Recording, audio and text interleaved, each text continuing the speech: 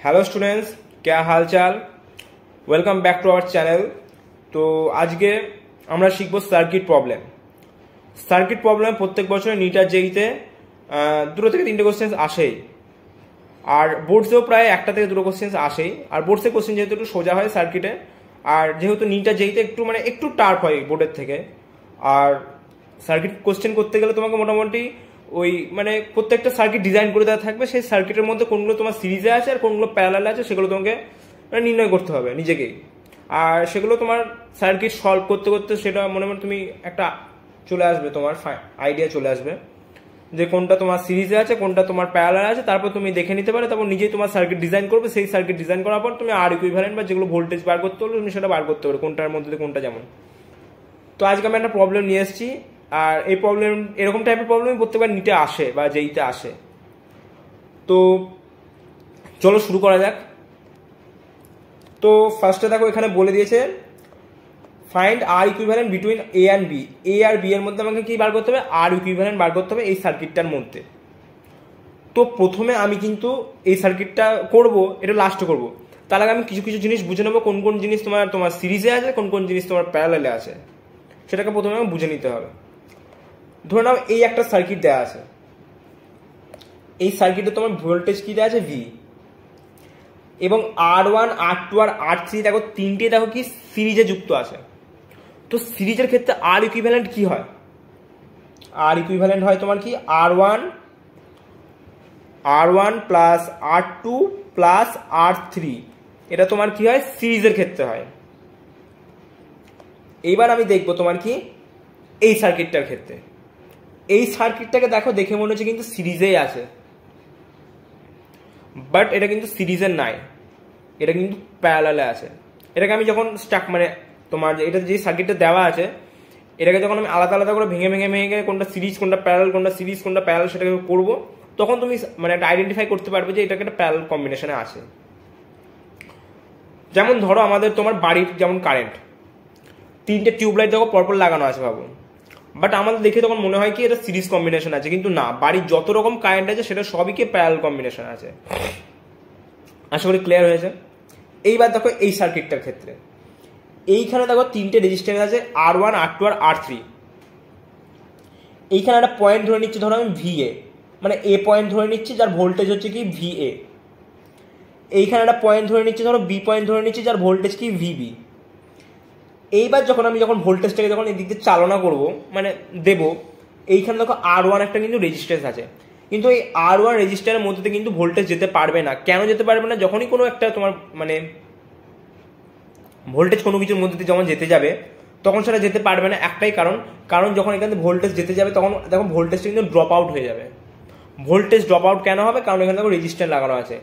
Voltage যাতে তোমার drop out না হয় সেই জন্য উপর দিয়ে দেখো আমার একটা কি কন্ডাক্টিং ওয়্যার করা থাকে। এই কন্ডাক্টিং ওয়্যারের উপর দিয়ে তোমার কি অলওয়েজ ভোল্টেজ যেতে পারবে, কারণ এটা প্লেন ওয়্যার হয়, এর মধ্যে কোনো দেখো রেজিস্টার লাগানো থাকে না, তার জন্য এর মধ্যে কি ভোল্টেজ যেতে পারবে। বাট এইখান থেকে আমি কিন্তু এখানে VA দিতে পারবো না।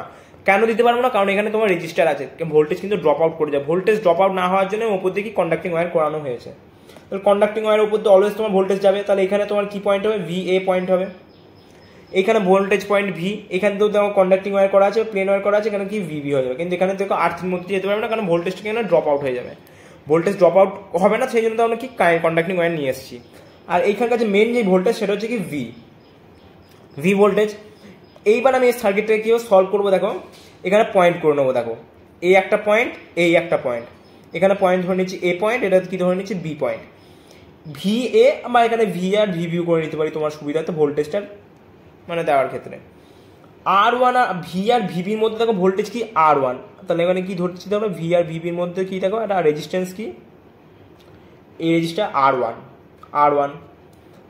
R2 দেখো V আর VBর মধ্যে কি R2 একটা কি রেজিস্টার, এই R2 একটা রেজিস্টার। V আর VBর মধ্যে দেখো R3 একটা রেজিস্টার, আর এদের মধ্যে যে ভোল্টেজটা ধরে নিচ্ছি কি V।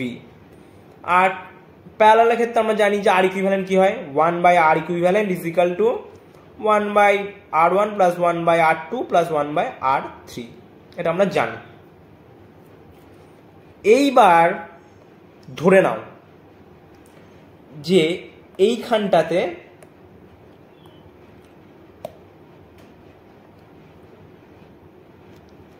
একটা কি আমি কি করলাম, এবার এটাকে আমি আর কি কন্ডাক্টিং ওয়্যার রাখলাম না, এখানে কি আমি একটা রেজিস্টার দিয়ে দিলাম, এখানে একটা রেজিস্টার দিয়ে দিলাম, আর এখানকার রেজিস্টারের নাম দিয়ে দিলাম তোমার এখানে R4 R5। এইবার দেখো কি হবে জিনিসটা, এটা এটা থাকি সাইডে করি, আমি এটা মুছে নিই প্রথমে।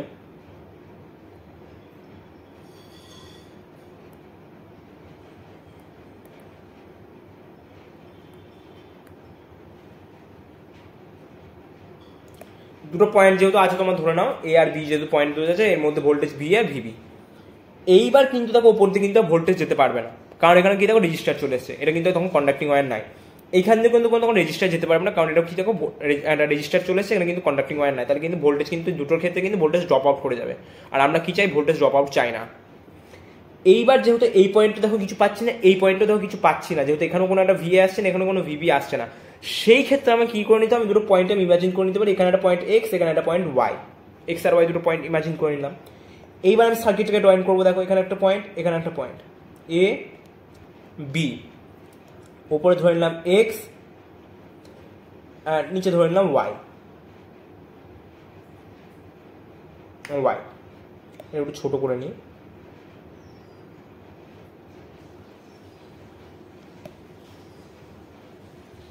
এক্স আর ওয়াই। এইবার দেখো এ আর ওয়াই এর মধ্যে দেখো R1 একটা রেজিস্টার, দেখো এ আর ওয়াই এর মধ্যে R1 একটা রেজিস্টার বার করলাম, R1 একটা রেজিস্টার। R4টা দেখো এক্স আর এর মধ্যে দেখো একটা রেজিস্টার হচ্ছে কি R4, এ আর এক্স এর মধ্যে একটা রেজিস্টার কি দেখো R4, আমি একটা করে নামও দিয়ে দেবো, এটা R1 এটা R4। R2 দেখো এক্স আর ওয়াই এর মধ্যে, এক্স আর মধ্যে দেখো R2, দেখো বি আর এক্স এর মধ্যে দেখো R3, বি আর এক্স এর মধ্যে দেখো R3, R5 দেখো বি আর ওয়াই এর মধ্যে, বি আর ওয়াই এর মধ্যে দেখো R5। তাহলে দেখো এটা কি একটা দেখতে পাচ্ছ, এটা কিন্তু আমরা ক্লাস 12-এ কিন্তু পড়ে এসেছি, এটা কি দেখো, এটা হুইস্টন ব্রিজ তৈরি হয়ে যাচ্ছে, কিন্তু দেখো একটা হুইস্টন ব্রিজ তৈরি হয়ে গেল। আর হুইস্টন ব্রিজের ক্ষেত্রে আমরা যখন কি আর ইকুইভ্যালেন্ট কিভাবে বার করি, দেখো R4/R1 is equal to R3/R5, এই মাঝখানে রেজিস্টারটা কোনো কাজ থাকে না, আমরা হুইস্টন ব্রিজে জানি, বাট আমাদের হুইস্টন ব্রিজ শেখাটা আমি শেখালাম, বাট এটা আমাদের মুদ্রা না, মেন আমাদের যেটা মেন প্রবলেম সেটা হচ্ছে কি এই সার্কিটটাকে সলভ করা। এবার আমরা কি এই সার্কিটটাকে সলভ করবো, এটা আশা করি বুঝতে পেরেছো, যা যা বোঝালাম তোমাদের, কোনটা সার্কিট ড্রয়িং করতে হয়, কীভাবে কী করতে হয়, কোনটা সিরিজ কোনটা প্যারালাল আমরা দেখে নেবো, নিচে সার্কিট ড্রয়িং করবো, তারপর আমরা শিখবো। এইবার দেখো এইটার মধ্যে কীভাবে বার করতে হবে, দেখো এখানে দেখো এ একটা ভোল্টেজ আর বি এর মধ্যে দেখো ভোল্টেজ দেওয়া আছে ভি, এইখানে তো আমি এ লিখতে পারি না, কারণ দেখো এখানে রেজিস্টার আছে, আর রেজিস্টার থাকার জন্যই আমি কি করবো, এখানে দেখো রেজিস্টার থাকার জন্য কিন্তু আমি এখানে ভি আর ভিবি লিখতে পারি না, কারণ কেন লিখতে পারি না, এইখানে দেখো তোমার যে এ ভোল্টেজ আর এখানে দেখো বি ভোল্টেজ, এ আর বি ভোল্টেজ থাকার জন্য আমি এখানে লিখতে পারবো না, কারণ এখানে রেজিস্টার আছে, ভোল্টেজ কিন্তু ড্রপ আউট হয়ে যাবে, সেই জন্য আমি এখানে একটা পয়েন্ট কি করে নেবো, দেখো এখানে ধরে নেবো এক্স একটা পয়েন্ট, এখানে যেহেতু এক্স একটা পয়েন্ট কন্ডাক্টিং ওয়্যার, তাহলে এখানেও কি এক্স এখানে চলে আসবে আবার, যেহেতু এটা কন্ডাক্টিং ওয়্যার। এইখানে দেখো তাহলে আর কিছু পাচ্ছি না, তাহলে আমার সবগুলো কিন্তু ভোল্টেজ দেওয়া আছে, এবার আমি সার্কিটটাকে কি ড্রয়িং করবো, দেখো এ একটা পয়েন্ট বি একটা পয়েন্ট, মাঝখানে আমি এক্স নিয়ে আসলাম, উপর এখানে এখানে কেন ওয়াই এক্স ধরেছিলাম, কেন দেখো এখানে যেহেতু দুটো পয়েন্ট আছে, যেহেতু আমি এক্স আর ওয়াই পেয়েছিলাম, সেই জন্য উপর নিচে আমি এক্স ওয়াই করেছিলাম, বাট এইখানে কিন্তু দেখো আমি এক্স আর ওয়াইকে কিন্তু আলাদা করবো না, কারণ এখানে একটাই পয়েন্ট আছে এক্স। এবার আমি কি করবো, সার্কিটটাকে ড্রয়িং করবো, কিংবা সার্কিট ড্রয়িং করবো, দেখো এ আর এক্স এর মধ্যে দেখো রেজিস্টার কি দেখা আর দিয়ে দিলাম, আবার দেখো এ আর এক্স এর মধ্যে কি রেজিস্টার দেওয়া থেকে আর, আবার একটা আর দিয়ে দিলাম, এক্স আর বি এর মধ্যে একটা রেজিস্টার দেওয়া আছে কি দেখো আর, আবার একটা আর দিয়ে দিলাম, আবার দেখো এই বি আর এক্স এর মধ্যে একটা রেজিস্টার কি দেওয়া আছে দেখো আর, আবার একটা আর দিয়ে দিলাম, এ আর বি এর মধ্যে একটা রেজিস্টার দেওয়া আছে দেখো আর, আবার আর দিয়ে দিলাম। এবার দেখো কি এ আর বি এর মধ্যে ভোল্টেজ, এবার ভোল্টেজটা বার করে নেবো ভি, এবার এটাকে সলভ করবো। এই দেখো এ আর আর এ আর দেখো দুটো প্যারালালে আছে, তাহলে প্যারালাল থাকার জন্য কি আমরা জানি R/2, যেহেতু দুটো প্যারালালে আছে। এই r/2 r/2 আর এই দুটো সিরিজ আছে, আবার দেখো এই আরটা কিন্তু এর সাথে প্যারালাল আছে, মানে জিনিসটা কেমন হচ্ছে দেখো, এই দেখো এরকম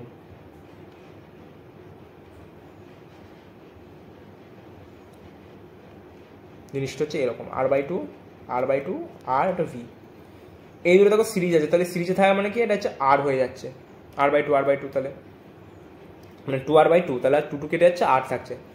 এবার দেখো এইখানে কি হচ্ছে আবার মানে তোমার সার্কিটটা এরকম হয়ে যাচ্ছে, এটা আর আর নিচে হচ্ছে ভোল্টেজ কত v, তাহলে আর ভোল্টেজ থাকলে কি হবে, আর প্যারালাল থাকলে কি হচ্ছে r/2 হয়ে যাচ্ছে অ্যান্সার। তাহলে অ্যান্সার কি পেলাম আমি, r/2। আশা করি সবার ক্লিয়ার হয়েছে ভিডিওটা আর বুঝতেও পেরেছো আশা করি। এরকম সার্কিট প্রবলেম আমি আরও নিয়ে আসবো প্রত্যেকবারই, মানে পরের ক্ষেত্রে যখন আমি করাবো আবার সার্কিট প্রবলেম। আর বেশি ভাঙার কিছুই নয়, জিনিসগুলো সোজাই, আর করতে করতে তোমাদের অভ্যাস হয়ে যাবে কেমন কোন জিনিস, কারণ এইগুলো তো সার্কিট প্রায় এরকমই আসে, তোমার পরীক্ষা ক্ষেত্রে এরকমই আসবে।